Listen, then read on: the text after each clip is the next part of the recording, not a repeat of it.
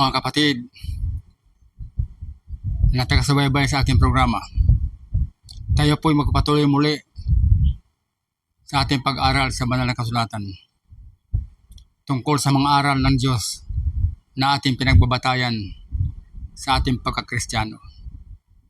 Ang dadalhin ko po sa inyong paksa ngayon, ang Trinity.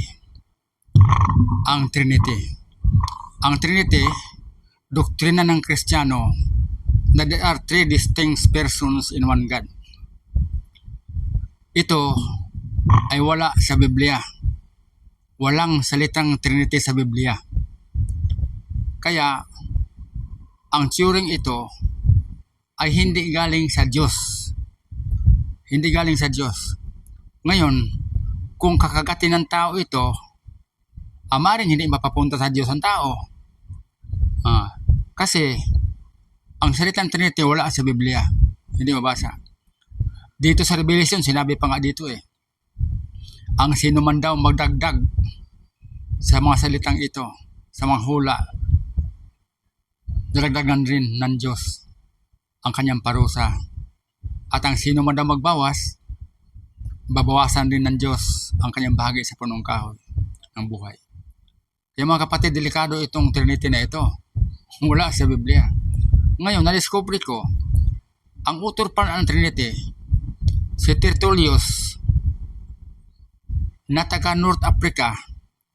Diyan siya sa Carthage, North Africa. Hindi ko alam kung ito negro dahil hindi ko rin nakita. Kung negro man ito, maswerte siya. Kaya kung nabili siya sa mga kano, nabilang katulong, kawawa siya. Noong unang panahon na ang mga negro ay ginagawang katulong sa mga ibang bansa, kawawa siya. Mabuti na surtihan siya na naging author sa Trinity, kinagat ng mga tao yung Trinity doctrine noong 200 AD. Ngayon, ito ay pinagtibay at kinagat ni Constantino noong 325 AD sa Council ng Nicaea. Kaya ang nangyari sa Council ng Nicaea, doon na-aproban itong Trinity. Itong Diyos Anak, Diyos Espiritu, at dito mada-aproban yung three distinct persons in one God. Inaproban ng tao, hindi sa Diyos. Kaya nga, maubos mo Biblia, walang Trinity nakalagay. Wala. Ang dito sa Biblia, sa unang Timoteo 2:5, itong sinasabi dito, sapagkat may isang Diyos at isang tagapamagitan sa Diyos at sa mga tao, ang taong si Kristo Jesus. Isang Diyos at may isang tagapamagitan, ang taong si Kristo Jesus, na mamagitan sa mga tao. Ay bakit ituro atong there are three gods, there are three persons, or three distinct person? Di tatlo sila distinct person. Ang ibig sabihin noon, sa Trinity, na bahagi ang Diyos sa tatlo. Tag-wanted na lang ang Diyos. Kaya nga pala siguro, nung marami na nalangin kay Jesucristo, nagsimpa kay Jesucristo, sabi ni Kristo dito, sa Matthew 13:19, sa 15:13, sayang ang pagsamba nila sa akin. Sayang. Ito bakit masayang? Kasi hindi naman talaga siya ang Diyos Ang tinuro pa nga niya, kung magsamba kayo, sambahin niyo ang Ama sa katuhanan. Sa Mateo, sa Juan 4. 19 hanggang 20. Kailangan, alaman natin kung sino nagturo nitong aral na ito. Tingnan mo ginagawa doon sa Tertullius. Lumitaw doon si Arius. Ang paniwala ni Arius, na si Jesucristo ay linalang. Ganon yung paniwala ni Pablo. Sa Colosas 1:15, siya ang una sa lahat ng mga linalang. Ang ibig sabihin, naniwala sa Pablo na ito si Kristo linalang. Linalang ng Diyos. Sinabi pa nga dito sa mga gawa 36, sa 2:36 ng mga gawa. Dapat malaman ng buong angkan ng Israel na ito si Jesus, ginawa ng Panginoon na Kristo. Ginawa siya ng Diyos upang maging Panginoon natin. At pinatay siya sa mga taong tampalasan. Di ba? Sino bang pumatay sa kanya? Okay. Sa sunod natin paksa, mga tampalasan na tao.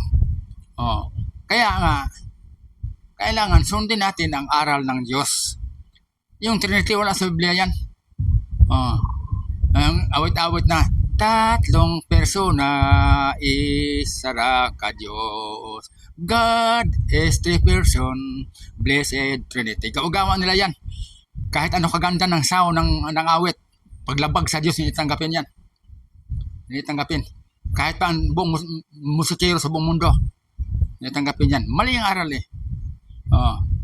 Kaya, ang sabi ng Diyos, ako ang Diyos, maliban sa akin, wala ba yung Diyos? Kung halimbawa, yung Trinity na yan, isa si Kristo doon sa Trinity, hindi natin siya pwede sambahan maging Diyos yan. Dahil part lang siya. Part is not a whole. Sa science, part is not a whole. Kaya nga, wala sa aral yan. Kahit saan natin dalhin, wala sa aral ng Biblia yan. Kung may makapakita man sa akin ng salitang Trinity sa Biblia, ilagay nyo sa Facebook. Dito sa comment, ilagay nyo. Kaya hanapin ko sa Biblia kung saan ang Trinity dyan. Pero siguro, pag mayroon sa mga Bibliang gagawin naman uli ng mga Kristiyano, ang mga manampalatayang Kristiyano, magawa sila ng Biblia, maring ilagay nyo lang yan. Kasi napuna ko yan itong mga kalukuhan sa nagpublish ng Biblia, napuna ko. Napuna ko. Gumagawa silang kanilang papaigting nila yung para isingit nila si Jesucristo doon sa Godship. Yung tinatawag ba doon sa Kongreso, insertion. Yan ang malaking anomalya sa flood control project. Yung insertion, singit. Tingnan mo dito sa kuan. Dito sa Filipos 2:5. Di ba? Bagamat siya ay nasaan yung Diyos, hindi niya inaring siya kapantay sa Diyos. Pero sa Biblia ngayon na bago, nabasa ko, bagamat siya Diyos, hindi niya inaring siya maging kapantay sa Diyos. Bakit ginawa nila inulit ang Biblia? Kaya naliligaw ng mga tao. Nawala sa tamang panampalataya. Noong una, sa King James Version, sa unang may Biblia, anyo ng Diyos.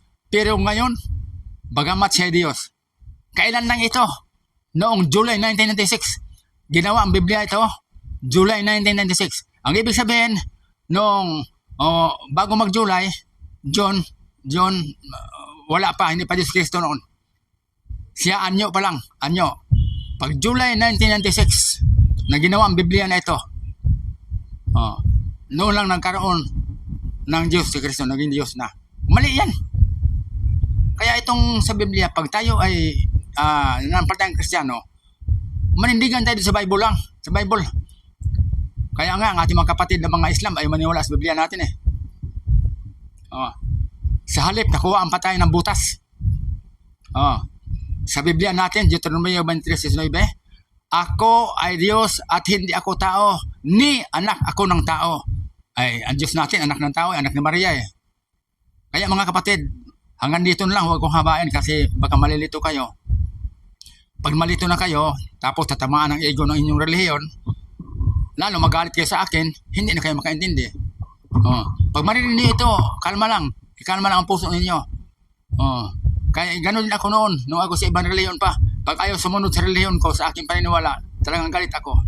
Pero sundin natin ang Diyos. Sinabi dito sa ikalawang Juan 1:19, 1:9, nakalagay dito eh. Any man who are not abiding the doctrines of Christ, that man is not belongs to God. Dito nakalagay pa na kung may tao man dumating sa inyo na hindi dalang aral na ito, huwag niyo tanggapin. Kaya napakaraming doktrina na linalagay natin na hindi Diyos ang gumagawa. Doktrina ng tao.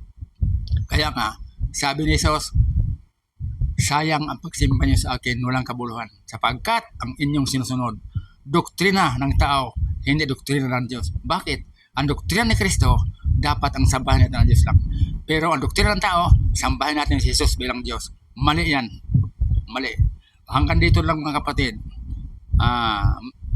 Sorry ha, kung baka may tinamaan sa inyo, sorry na lang. Kasi hindi ako galit sa inyo. Naawa pa nga ako sa inyo eh. gusto ko lang kayong maituwid. Kaya di natadugay tama, kung sa Bisaya pa, di natadugay masahop ining kalibutan na. Di natadugay. Oh. Ngayon, nakita naman natin, grabe lindol kalon sa buong Pilipinas. Grabe lindol. Grabe. Mabasa natin yan sa Disayas ng Pinadayag.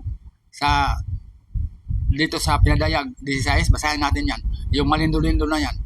Ayan ang parusa ng Diyos. Yung mga bigwan-bigwan yan, hindi pa yan. May lindol talagang hindi pa natin naranasan mula pa nung itatag ang sanlibutan. Basahin niyo yung Pinadayag, Revelation 16. Basahin niyo yan. Kaya, ang dahilan yan, galit na ang Diyos sa atin. Bakit? Pinapalitan natin siya ng tao. Pinapalitan natin. Nag-overpower tayo sa Kanya at hindi natin siya sinusunod. At ang mga tao ngayon, mga Kristiyano, karamihang Kristiyano ngayon, wala nang pagmamahal sa kapwa. Maibigin na sarili. Pag hindi kasama sa kanilang simbahan, kaaway nila. Kahit kapitbahay nila, hindi na mabibigyan ng ulam. Mga ano siya, at lang linilibak nila. Wala yan. Kaya, kung hindi tayo magkaisang Kristiyano dito sa libutan sa mundo, mawawala ang relihiyon Kristiyano sa buong mundo. Maniwala kayo sa akin, kay doon ako galing. Nagpunta ko na England, nanibot ko ang buong England. Nagpunta ang Australia, Adelaide, papunta doon sa Sydney. Nakikita ko, humihina ang ating Christian religion. Bakit? Dahil sa itinuturo ng ating mga taga-turo sa ating mga sulodyan na mali-mali. Pati pa nga yung anak sino who is the begotten son of Jesus Christ, hindi naman sagot-sagot. Kasi if we believe that Christ is God, tapos tanggapin natin, for God so loved the world that He gave His only begotten Son. Ang tanong, who is the begotten Son of Jesus Christ? Wala silang makikita. Kaya mga kapatid, marami tayong aral Kristiyano kinakagat natin, pero wala tayong basihan. Marami pong salamat sa inyo. Huwag lang po kayo masaktan. Magkaibigan tayo, mahal ko kayo. Pagpalain kayo ng Panginoon. Hallelujah. Praise God. Amen.